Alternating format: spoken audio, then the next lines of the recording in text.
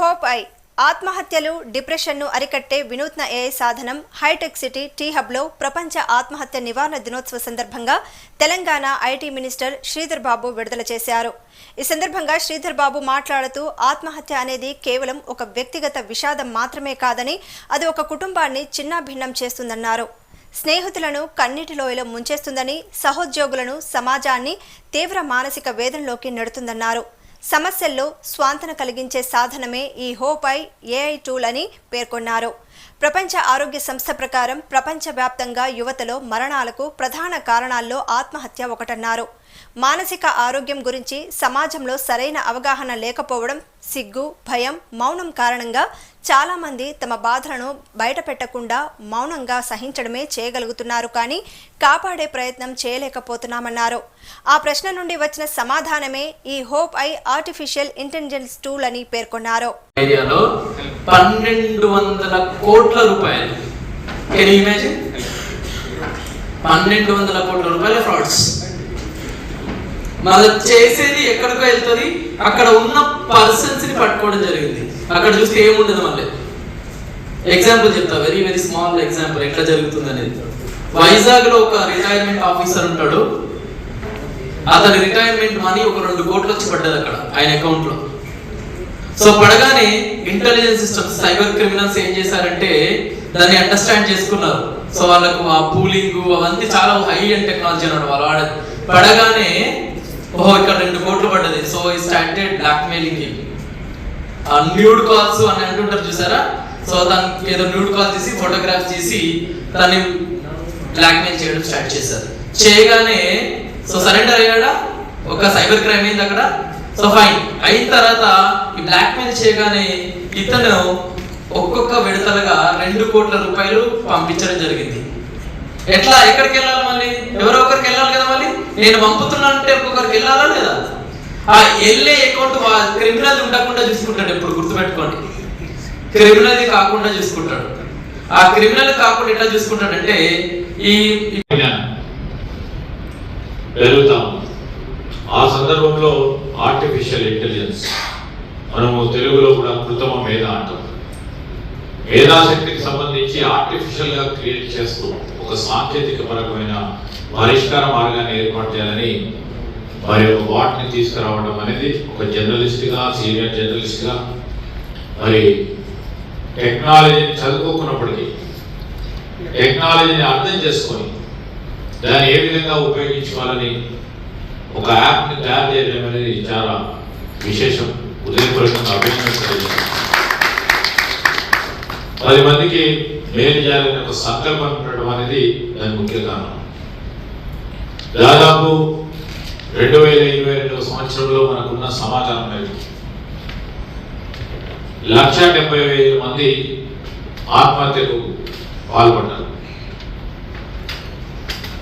ఇంతమంది ప్రాణాలను కాపాడే ప్రయత్నం, ఈ నివారణ చేయాలనే ప్రయత్న భాగంలో ఒక మంచి ఆలోచన చేసి పరిజ్ఞానాన్ని ఉపయోగించుకొని ఈరోజు ఆర్టిఫిషియల్ ఇంటెలిజెన్స్ సంబంధించి ఇప్పుడే మరి డాక్టర్ గారు కూడా చెప్పారు. సాంకేతిక పరమైన పూర్తి స్థాయిలో వారికి ఆలోచన లేనప్పటికీ ఖచ్చితంగా కూడా సాంకేతిక పరమైన పరిజ్ఞానాన్ని ఉపయోగించుకోవాల్సిన అవసరం.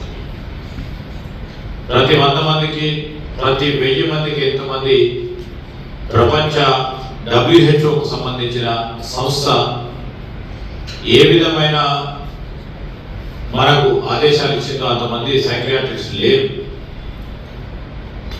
మరి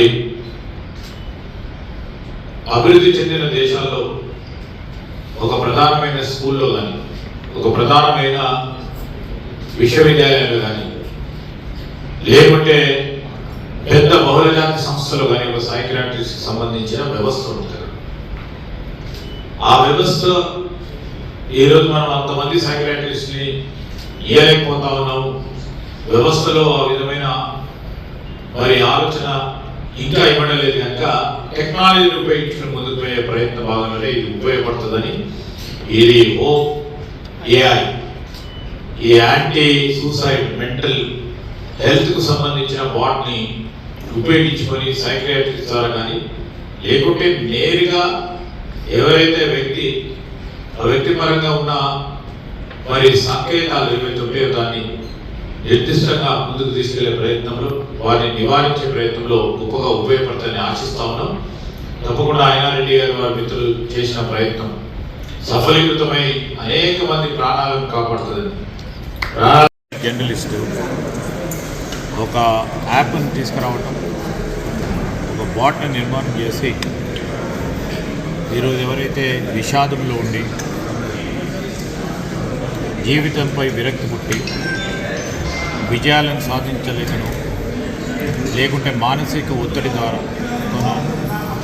ఇబ్బందులు పడతా ఉన్న ఇటు విద్యార్థులు కావచ్చు, రైతులు కావచ్చు, కుటుంబ సభ్యులే కావచ్చు, ఇతరులే కావచ్చు, వారికి ఆత్మవిశ్వాసం కలిగించి ఒక ప్రయత్నం, ఆ ప్రయత్న భాగంలో మరి టెక్నాలజీని ఉపయోగించుకొని సైక్రియాట్రిక్ సంబంధించిన అంశం విషయంలో సైక్రియాట్రిక్ని టెక్నాలజీని ఫ్యూజ్ చేసే ఒక ప్రయత్నం ఒక సీనియర్ జర్నలిస్ట్గా ఆయన అనేక సంవత్సరాలు మరి సమాజాన్ని చూసి సమాజంలో ఉన్న రుగ్మతలు కానీ సమాజంలో ఉన్న ఇబ్బందులు దృష్టిలో పెట్టుకొని ఈ యాప్ తీసుకురావడం అనేది చాలా చాలా ఆలోచనపరమైన కార్యక్రమం.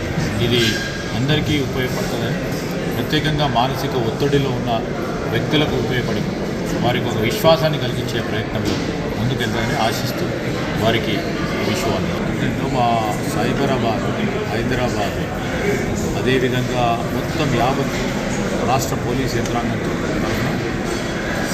సైబర్ వ్యవస్థకు సంబంధించి పటిష్టమైన సైబర్ వ్యవస్థను నిర్మాణం చేయడం, మొత్తం యావత్ భారతదేశంలోనే ఈ వ్యవస్థ కట్టుదిట్టమైన ప్రయత్నాలతో ఈ సైబర్ క్రైమ్ను నిర్మూలన చేయాలనే ప్రయత్నం. నిర్మూలన చేయాలంటే చాలా కష్టమైన సాధన, కానీ దాన్ని అరికట్టే ప్రయత్నంలో మేము టెక్నాలజీని ఉపయోగించుకుని పెద్ద ఎత్తున ముందుకు తీసుకెళ్తా ఉన్నాం.